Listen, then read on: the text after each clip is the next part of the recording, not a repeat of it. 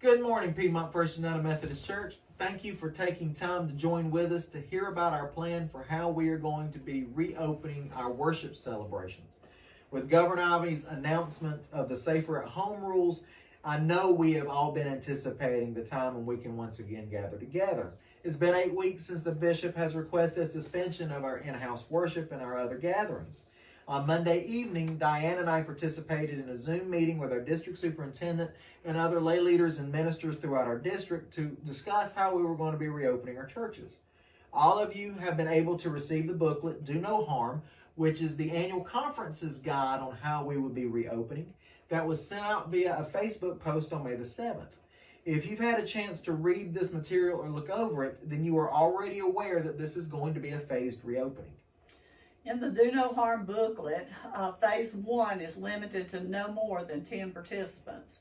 Now, we are going with a projected date of June the 1st of when we hope the bishop will be lifting the suspension, but we will not be having public worship on June the 7th, which would be the first Sunday following June the 1st. If we did, we could only have less than 10 people in the service. And phase 2 of the Do No Harm document limits gatherings to no more than 25. We don't feel that groups of 10 or 25 are feasible for our congregation. And so then we get to phase 3, which recommends gatherings of no more than 50. So after the Zoom call on Monday, Kevin called the district superintendent to discuss how we could skip phases 1 and 2 and move directly to phase 3, where we could have at least 50 people in the service. And at first, she said that would probably not happen until mid-July. But after Kevin explained to her the very few cases of COVID-19 that we have in Piedmont, she reconsidered and said that she thought we could possibly do this from mid to late June. So we met with our church leaders and staff yesterday to develop a plan for reopening our worship service on June the 21st. Now, an email and Facebook post will be sent out later today that will give you more instructions and information, but we wanted to give you an outline of how this will operate. All of our worship celebrations are going to occur in the sanctuary. There is a maximum of 50 people total that will be allowed in a service. We will be offering 4 worship services on Sunday mornings, and you can choose which worship service you would like to attend. But you will have to register for that service. Registration will be conducted through calling the church office and letting us know, or emailing us and telling us which service. I'll be making a Facebook post on our Facebook page that says, hey, registration for worship services, where you can put down your name, the number of folks that will be attending in your group, and which service you would like to attend. We want to ask you to please continue going to whichever service you initially register for.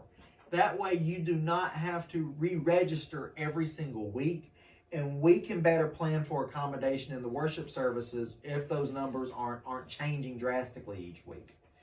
One big thing to understand, once 50 people total are in a worship celebration, no others can be admitted. I know this is difficult, and I know this is highly unusual, but this is a requirement in order for us to begin in-person worship. Hence the reason why you must register for one of the worship services. The sanctuary will be deep cleaned before services resume, and the sanctuary will be sanitized between services. A minimum of 15 feet of social distancing will be maintained during the services. Families who live together in the same dwelling may sit together, but all others must maintain a minimum of 15 feet distancing. Ushers who will be wearing masks and gloves will guide people to their seats to ensure social distancing.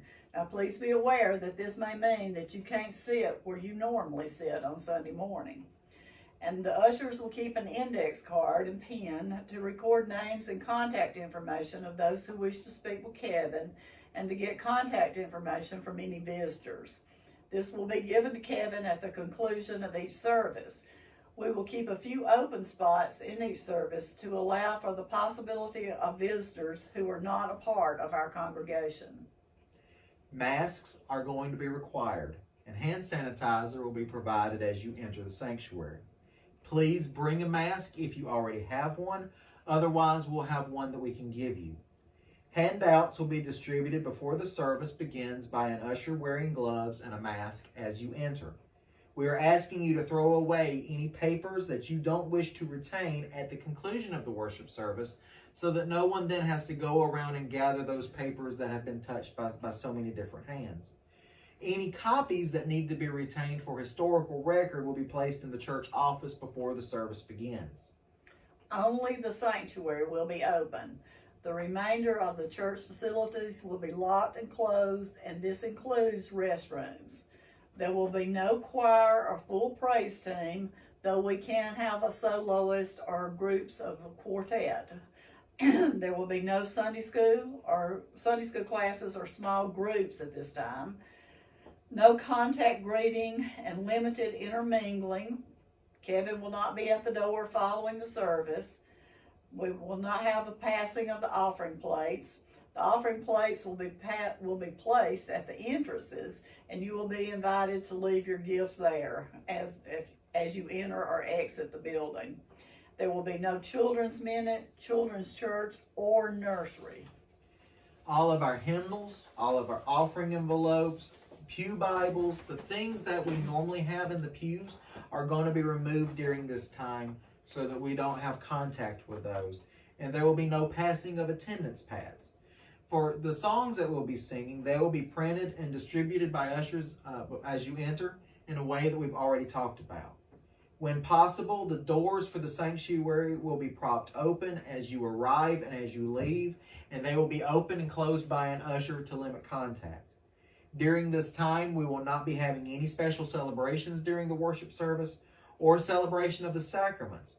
We will resume those once the social distancing and requirements are relaxed a little bit. We're going to be asking you that as we exit the sanctuary, that we stagger ourselves so that we ensure social distancing is maintained throughout the entire worship celebration from entrance through exit. We will have 4 worship services, and this is what you need to register for. Service number 1 will be from 8:30 to 9:15.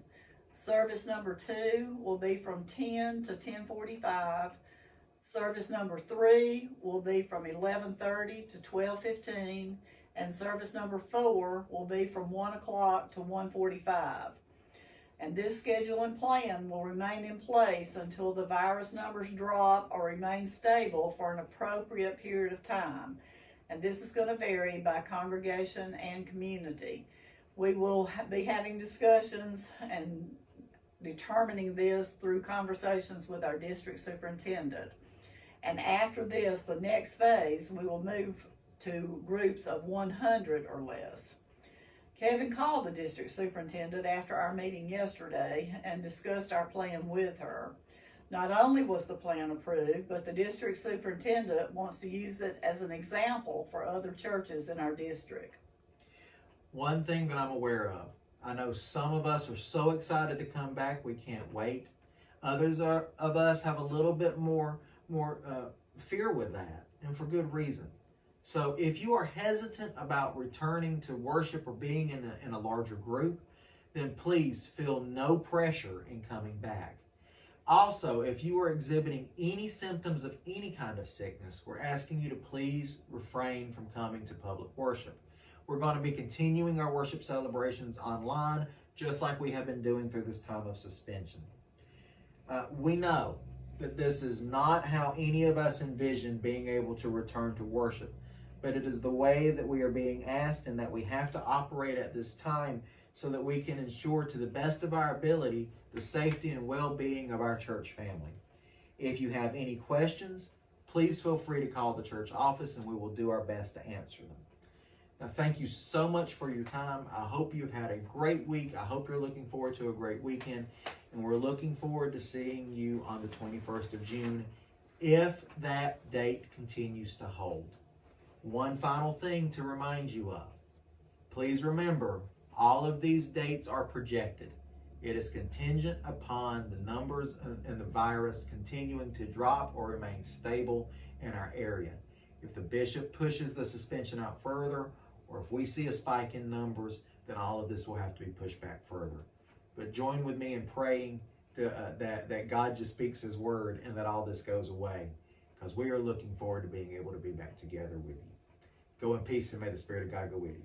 Amen.